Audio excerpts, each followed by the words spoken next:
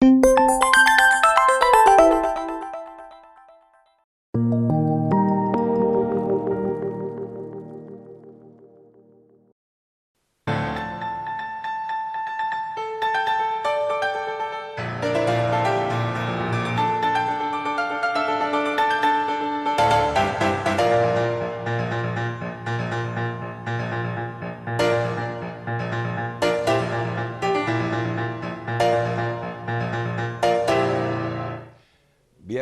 12 de febrero. Saludos, señoras, señores, bienvenidos un día más a este espacio, a esta revista de prensa, nuestro recorrido diario por los kioscos, por las portadas de los periódicos que se editan en Córdoba, Diario Córdoba, ABC, El Día de Córdoba, también, como siempre, la prensa digital, y como cada viernes, nos alegramos mucho de ver a Yolanda Pedrosa, porque es viernes y porque estás tú aquí. Hombre, creía que era por mí, ¿no? Pero es por el viernes. Bueno, yo también me alegro de estar aquí, porque así es viernes. Bienvenida, Yolanda, directora, como saben, del diario digital Córdoba Hoy. Bueno, hoy hay mucha variedad, como suele ocurrir la semana, los viernes ya se va amontonando informaciones y hay bastantes también coincidencias entre la prensa en papel y la prensa digital. Bueno, un primer repaso rápidamente a las portadas en papel. El diario Córdoba ha escogido el tema de caballerizas para abrir y la vacunación de mayores de 93, según dice Araceli. Luego hablamos de por qué 93 u 80, como dicen otros periódicos. Diario ABC, la portada se sale de nuestro ámbito, una portada, bueno, esta que tengo no la que tengo yo. En cualquier caso, se sale de nuestro ámbito. Y dice la base del ejército, un imán, esquivo el periódico de ayer, es que este es no es el de hoy, bueno, ese tengo otro, es una base militar, habla en el diario ABC. Y el diario El Día, Córdoba controla la pandemia, dice los compañeros del Grupo Yolí, lo tienen, con la foto de una concentración sindical de la que también vamos a hablar ahora. Empezamos por el principio, Yolanda, si te parece. Sí. Defensa. Ayer nos dieron otra buena noticia, el Ministerio de Defensa, la misma Secretaría de Estado de Defensa también comunicó ayer que se abre el camino para la expropiación de las caballerizas reales. Es un paso que quizás sorprende, porque había mucha reticencia hasta ahora, y de pronto lo que ha hecho ha sido desafectar el inmueble. Claro, desafectar el inmueble para poder empezar ya a hacer la expropiación. Oye, y es un poco darle ya, ¿no?, ese empujón a un tema del que llevamos también intentando y hablando hace años, ¿no? Entonces, es una buena noticia que viene en una semana o en 2 semanas, ¿no?, que parece que para Córdoba, a ver si sigue así, ¿no? Sigue la racha. A ver si sigue la racha, ¿no?, y siguen dando buenas noticias, además de la misma... del mismo ministerio. Lo único que pasa es que no sé si ha sido buena idea, ¿no?, dado tal y como estamos ahora mismo, ¿no?, en la actualidad por las suspicacias y tal, pues bueno, pero bueno, no deja de ser una buena noticia. Caballerizas es un proyecto, bueno, que el que la ciudad, para darle ese impulso al mundo del caballo, lleva mucho tiempo detrás de él, para darle ya seguridad jurídica, ¿no? Y bueno, y también esa sala de museística que va a ir ahí, en fin, es un sitio que va a concentrar pues una actividad que a Córdoba le interesa mucho. Sobre todo tenemos que pensar ya en el después, ¿no?, en todo lo que va a pasar cuando se acabe esto, y de estar preparados para recuperar la economía, recuperar el empleo, como puede ser con la base logística, y en este caso pues el turismo. Hay que estar bien situados, ¿no?, para todo lo que venga. Hay que decir que este asunto de caballerizas reales, de la desafección del inmueble, no significa ni mucho menos que nos regalen el inmueble. No. El Ayuntamiento de Córdoba destinó 3.100.000 euros, hablo de memoria, está apartado en los presupuestos, los que no se han aprobado, por cierto, está apartado para pagar el justiprecio que se determine por la expropiación de las caballerizas. Se hace por expropiación porque no se ponen de acuerdo en cuánto vale o a cambio de qué te lo damos. Es decir, en Córdoba hay varias instalaciones militares aún, está Caballeriza, está la zona militar, está la farmacia militar del Marrubial y alguno más que se me escape por ahí. Y Córdoba quiere recuperar esos edificios, o sea, hacerlos, porque son edificios que en su origen fueron todos municipales y acabaron en manos del Ministerio de Defensa o del Gobierno español en cualquier época.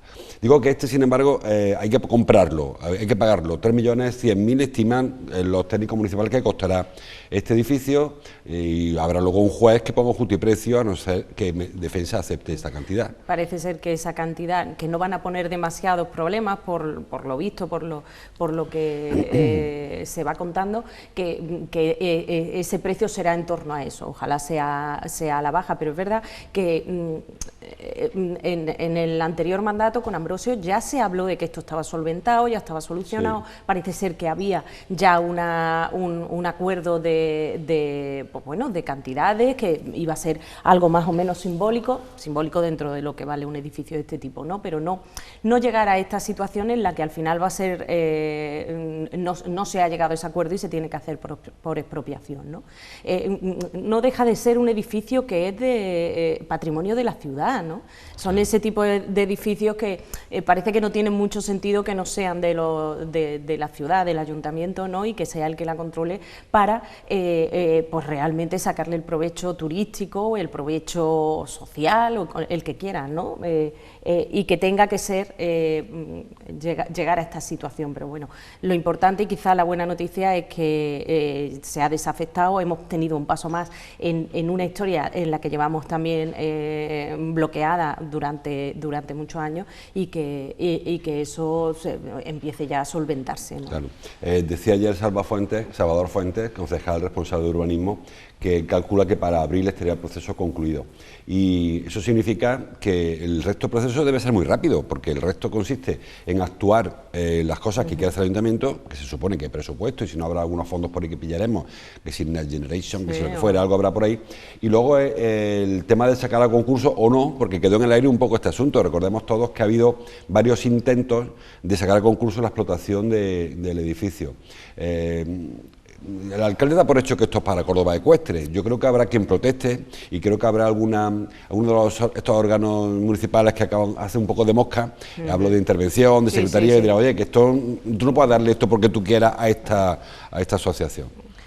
Por una parte, que sea Córdoba Ecuestre, que es la que se ha dedicado y evidentemente en la ciudad es la que más trayectoria y más peso tiene en el mundo del caballo, parece lógico. Pero también es verdad que hasta para un contrato de más de 3.000 euros en cualquier ayuntamiento, por la ley de contrato, hace falta sacar un contrato menor, ¿no?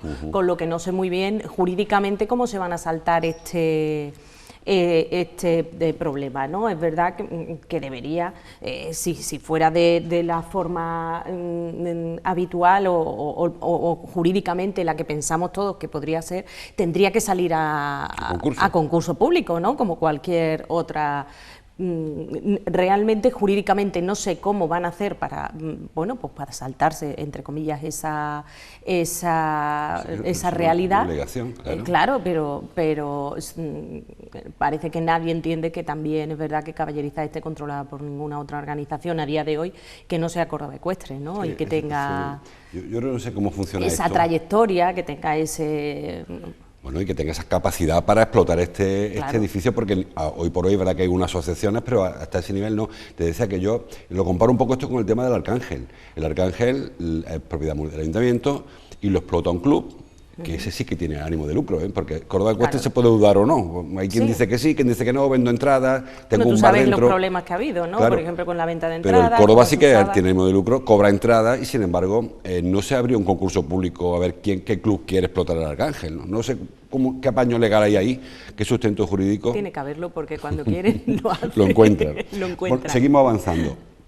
El diario El Día elige la foto de portada, luego vamos para adentro, elige la foto una manifestación, concentración que ayer se vivió en toda España y también en Córdoba. Los sindicatos apremian al gobierno, la imagen, comisiones, UGT, convocantes, se unieron también a la plataforma de defensa de las pensiones, del sistema público de pensiones, y a mí me sorprendió la presencia de Izquierda Unida y Podemos en esta manifestación, básicamente porque se fueron a protestar a la subdelegación del gobierno español, central, y que yo sepa, Izquierda Unida y Podemos está sentado a la mesa del gobierno con Garzón, con Iglesias, con Irene Montero, etcétera. O sea que era una cosa un poco extraña aquello.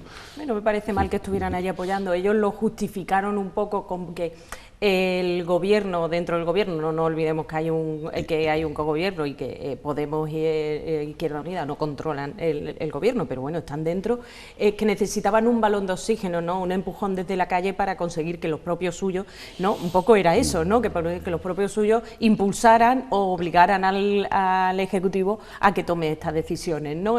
Fue un poco raro, al margen de que también... Un poco la apreteu ese que dijo aquel día al otro, apretarnos que tenemos que hacer esto, ¿no? Una cosa, si no me lo dices, o estás dentro, hazlo, ¿no? Presiona. Claro, o levántate de la mesa. Claro, levántate de la mesa, o sobre todo, evidentemente esa era una de las prebendas que hubo en la negociación para llegar a un acuerdo para un gobierno a nivel nacional, ¿no? Pues tendrás que hacer valer muy bien dentro pues lo que tus votos, ¿no? En fin, pero es verdad que llamó un poco la atención, también fue un ratito antes, que también hubo un poquito quizá pues de malestar en general, ¿no? Pues, ¿qué hacen estos aquí justo antes de que empiece la concentración como tal, que estaba convocada por los sindicatos, ¿no? En fin, ahí, bueno, pues es verdad, ellos quieren empujar y parece que como que siguen estando un poco en la oposición, ¿no? O sea, hay veces que hay gente que está tanto tiempo en la oposición, y no lo digo de verdad con mala idea, ¿no? Pero hay gente que estamos siempre, los que están siempre en la oposición, que después les cuesta cuando están, se le olvida y se le cuesta a saber cómo actuar cuando estás dentro, ¿no? Entonces es complicado. No se puede medir la presencia, seguimiento de esa manifestación, porque por el tema de la pandemia fueron solo delegados sindicales, fueron los que tenían que estar, los que cobran, entre comillas, por estar ahí, pero sí que es muestra de que la paz social empieza a romperse, y empieza a romperse porque a lo mejor, como dice el eslogan que eligieron, ahora sí toca, es decir, ha pasado lo peor de esto y vamos a empezar a protestar, que yo creo que tiene dos lecturas interesantes. La primera, la sensación que hay en la calle es que lo más gordo de lo que tenemos encima ya ha pasado. Y segundo, que no está tan claro que el gobierno tenga convencida, sobre todo a los trabajadores de los sindicatos, porque ha pasado muchas cosas durante este tiempo. Se ha dejado de hacer cosas que pues, se prometieron: subir el salario mínimo interprofesional, la derogación de la ley de Montoro, la reforma laboral, y otras cosas que se hablaron en su día y no se han reactivado, y he visto cómo se perdían puestos de trabajo, cómo los ERTE no acaban de funcionar. Es decir, que quizá de aquí para adelante encontremos con una situación un poco más tensa en las calles. Tiene que ser más tensa. Por una parte es verdad lo que decías de que hay ya un sentimiento en la calle. Yo no sé si lo peor ha pasado, pero que sí que queda menos que cuando empezamos, ¿no? Eso que nos decían nuestros padres cuando estábamos en el coche, ¿no? ¿Cuánto queda? Pues menos que cuando salimos, ¿no? Pues algo así, ¿no? Esa es la primera idea. Y después es verdad que yo creo que hay miedo. No hay que olvidar que llevamos un año, prácticamente va a ser ahora un año desde que todo esto empezó. En un año todo se ha deteriorado mucho. Ayer creo que escuchaba en la radio que decían que nuestra capacidad económica, un poco de la gente de la calle, no va a volver como mínimo hasta mitad de 2022. Yo creo que es que incluso hasta pronto, ¿no? Porque durante este año se han fastidiado muchísimas cosas, hay muchas cosas que han retrocedido.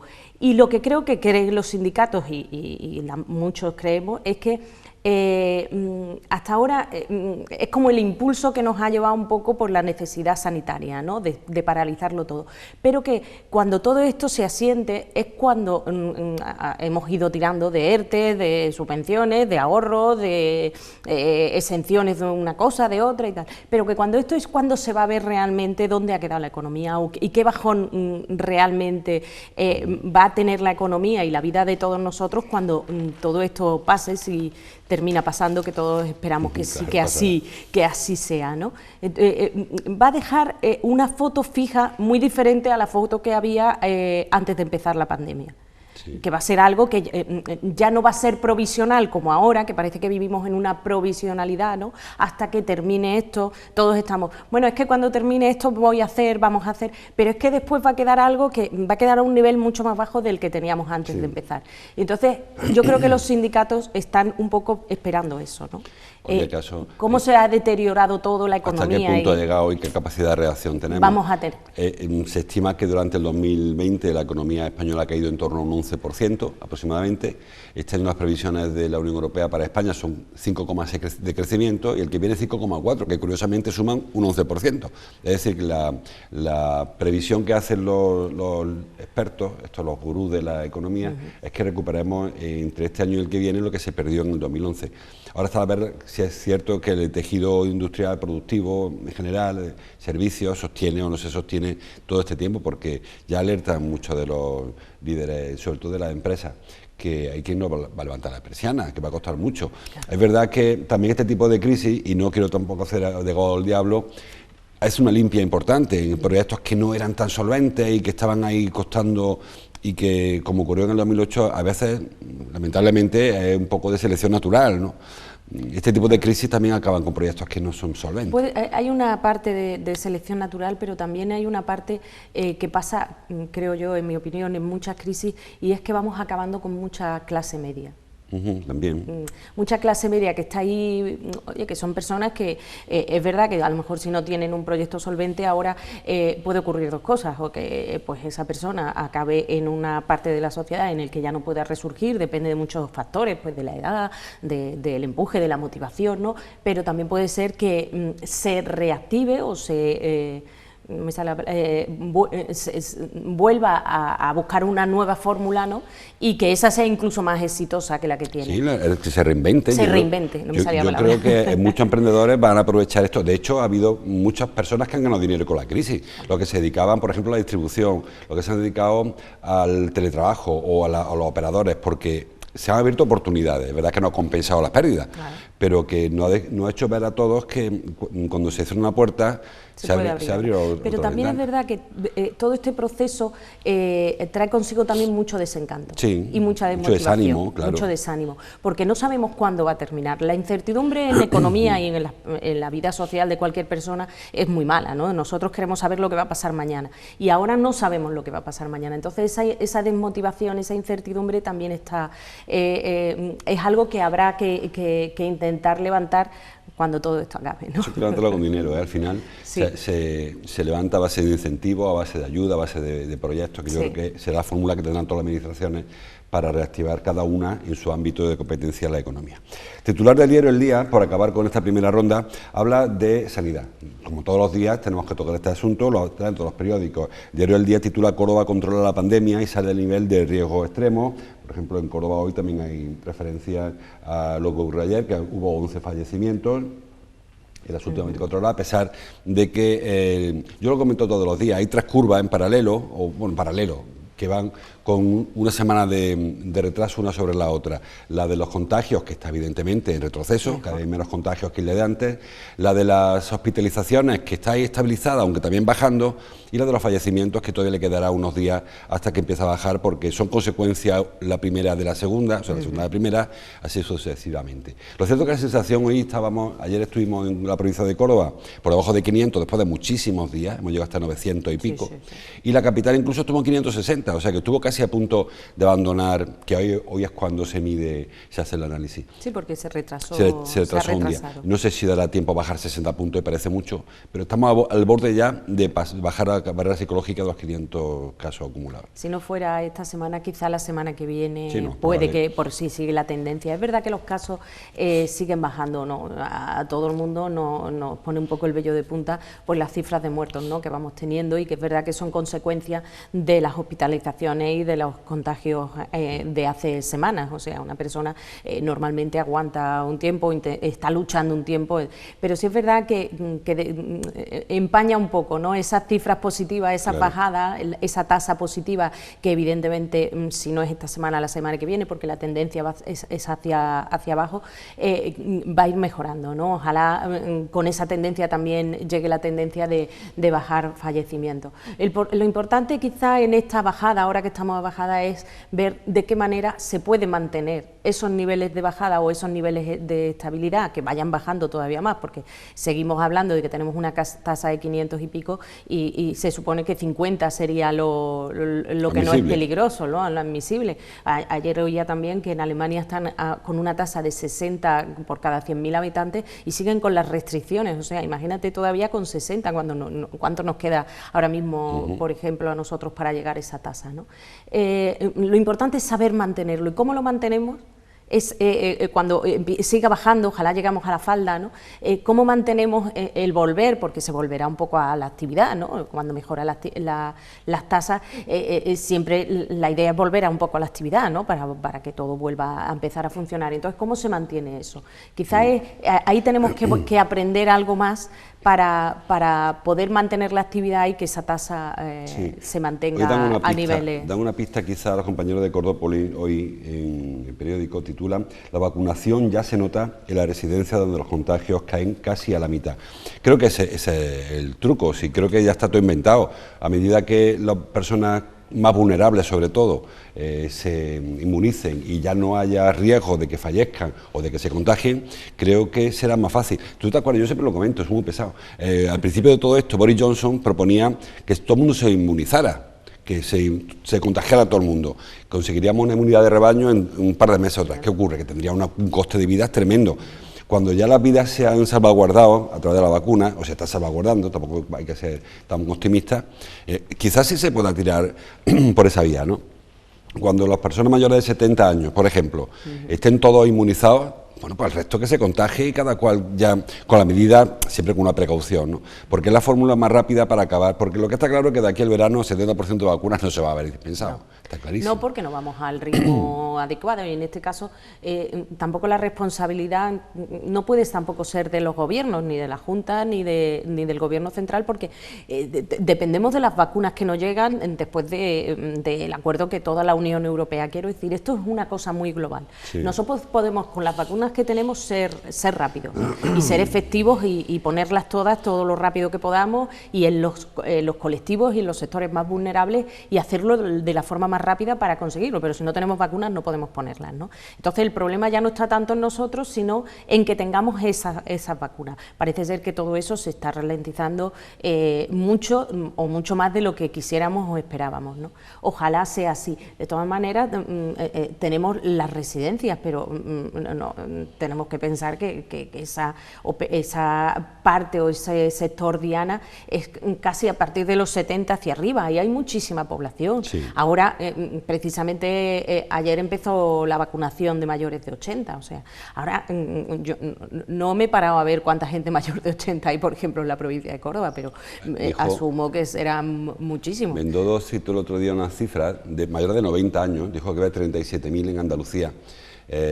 Por eso este es un poco el lío que yo hablaba al principio, sí, del tema de qué edad se está vacunando. Titula Córdoba hoy, la vacunación de las personas mayores de 80 comienza hoy, por ayer, en Córdoba. Pero es verdad que lo que comenzó fue lo de mayores de 93, porque aunque claro, también los 93 tienen más de 80, lógicamente, claro, no, claro. Pero no se empezó por los de 80 y un mes, sino que el grupo Diana ahora es 80 y más, pero se empezó por los de 93 y más. Sí, luego, ¿verdad? Cuando se acaba ese grupo, se bajará a 90, luego 85, luego 80. O sea, que no es que mañana pueden llamar uno de 80, hasta no se vacunen los de antes, los mayores no se vacunarán. El truco de la manera de decirlo, ¿no? Mayores, sí, claro, de 80, es que ponía, se empezará a vacunar por orden de edad. O sea, claro, que el de 100 está por delante del de 90 y el claro, de 90 está por delante del de 80, ¿no? Pero bueno, tiene su lógica. Ayer, ¿no? Dice Araceli, creo que dice Araceli Arjona, Ruiz Arjona, en el Córdoba, entrevistó a varios de los pacientes recién vacunados, de las personas recién vacunadas, y tenían 93 o 94, es decir, que parece que hemos empezado por ahí, por la del, claro, 93, esa franja. Un centenario no habrá mucho, lamentablemente, porque no, morimos antes. No suelen llegar. No solemos llegar, pero sí que en ese segmento de los 90 y tantos para arriba había un grupo importante que se empezó a vacunar ayer en Córdoba y en Pozo Blanco, solo por ahora. En el autocovid, los mayores recibirán una llamada del SAS y le dirán coge usted un coche si puede, y el autocovid que está en el sótano de la Seta, y que no es un taxi, y luego llegaréis, se bajas del coche, una silla, vacuna, 15 minutos sentados. Por si tiene alguna reacción. Y para tu casa, una cosa muy rápida. Que en principio es verdad que habrá también una parte de población, como tú dices, que tenga más dificultades de movilidad, ¿no? Claro. No olvidemos que hay mucha gente que vive sola, que no tiene muchas opciones, entonces creo que tendrán que buscar una solución pues, para todas estas personas que pues, no tiene nadie que los pueda llevar o todavía no tienen, en fin. no, desgraciadamente hay mucha soledad, ¿no?, en los mayores. Sí, también hablaba, no sé quién fue ayer, de un artículo acerca de eso, un reportaje sobre personas que viven en soledad sin quererlo, porque si tú vives solo porque quieres, mira, una decisión personal, me parece interesante para algunos, pero que... Un momento en que es muy interesante, yo no sé si hoy viviría sola. Pero lo de la soledad forzosa... Pues, no, y sobre todo en esas edades. Ayer hubo pleno del ayuntamiento. El alcalde anunció que se va a crear una comisión de seguimiento de la base logística. A mí no me gustan las comisiones, lo reconozco. También se va a crear una comisión de investigación sobre el tema del Indeco. Yo creo que había por ahí algún político de estos veteranos que decía que cuando quieras que algo no funcione, crea una comisión, porque es la forma de parar todo. Pero en este caso el tema de la comisión de seguimiento de la base logística parece interesante, porque hay mucha información que se demanda, no sabemos exactamente o casi nada de lo que va a venir, no sabemos ni el sitio siquiera donde se va a instalar, ni cuándo se va a firmar el convenio, ni quién aporta nada, porque en principio nos dijeron 350 millones de euros, pero ¿quién pone eso? Lo pone la Junta, el Ayuntamiento, el Ministerio, vendrá fondos europeos. Hace falta que nos dé más información y sobre todo hace falta que haya ya un gesto. Hoy por ahí titula alguien que ayer el alcalde tuvo una interesante jornada telefónica pues, con Maroto y con García Egea para quitarse de medio algún tipo de... Porque, un poco de ruido, que claro, es lo que exactamente, hay mucho ruido. Hay tanto movimiento en torno a esto que hace falta un gesto que diga, mira, que se acaba otra polémica, empezamos a trabajar. Evidentemente es lo que... aquí ha habido... pero es que el ruido, por ejemplo, al alcalde le ha llegado de dentro y de fuera. O sea, sí. Es que yo entiendo que tras la gran alegría que supuso pues el éxito de la base logística, pues le ha venido pues fuego enemigo por todos lados y el pobre no sabe muy bien por dónde esquivarlo, ¿no? Yo creo que en esta ocasión estoy con ellos, ¿no? Y si algo bueno salió ayer del Pleno es que decidieron hacer como un grupo de burbuja, ¿no? En esa... Cordón solidario. Bueno, vale, vamos a hacer aquí un cordón solidario, vamos a olvidarnos, Alba diría, yo voy a decir que Marín no se le malinterpretó, ¿no? No pasa nada lo que dijo, que fue una verdadera salida de tono completamente de Marín. Vamos a hacer una burbuja y que no nos afecte, o sea, nos metemos aquí dentro y que sigan por ahí bombardeándonos. No me parece mala idea para proteger un poco el proyecto, ¿no? Evidentemente nadie va a decir, bueno, ahora ya se lo quitamos a Córdoba por el ruido que está viendo, pero tampoco creo que le venga bien, ¿no? Lo que viene bien es empezar, lo que tú dices, empezar a trabajar en eso, empezar a trabajar en la variante oeste, en impulsarla, empezar a trabajar en todo lo que hace falta para que todo esté preparado y que la base logística llegue lo antes posible. Y eso, pues, aislarse un poco, ¿no? De todo ese ruido del que se habla. Pues, todavía este domingo parece que en Jaén va a haber una cacerolada, una manifestación. Bueno, pues nada, es una manera un poco del derecho del pataleo, ¿no? Que todo el mundo tiene y como nosotros lo hemos vivido en carnes propias con temas como lo decíamos el otro día de la capitalidad cultural, pues bueno, podemos llegar a entender, ¿no? Sí. Pero que siempre que nos afecte a esto y bueno, pues más de uno dentro del PSOE, dentro del PP y dentro de Ciudadanos tendrán un poco que poner orden, ¿no? En todo el jaleo, en toda su tropa y decir, oye, vamos a respetarnos, ¿no? Que mínimo. Yo te decía que si yo fuera alcalde, que espero no ser nunca, creo que habría que dar un paso irreversible, es decir, empezar a trabajar como dar por hecho lo que ya ha ocurrido, es iniciar el proceso de innovación del PGU en lo necesario, empezar con expropiación, empezar a hacer cosas que se vea que todo que sigan, como decía el Quijote, ladra luego cabalgamos, que sigan hablando, pero nosotros por nuestro camino. Vamos ya y ya está, y creo que eso hace falta hacerlo ya.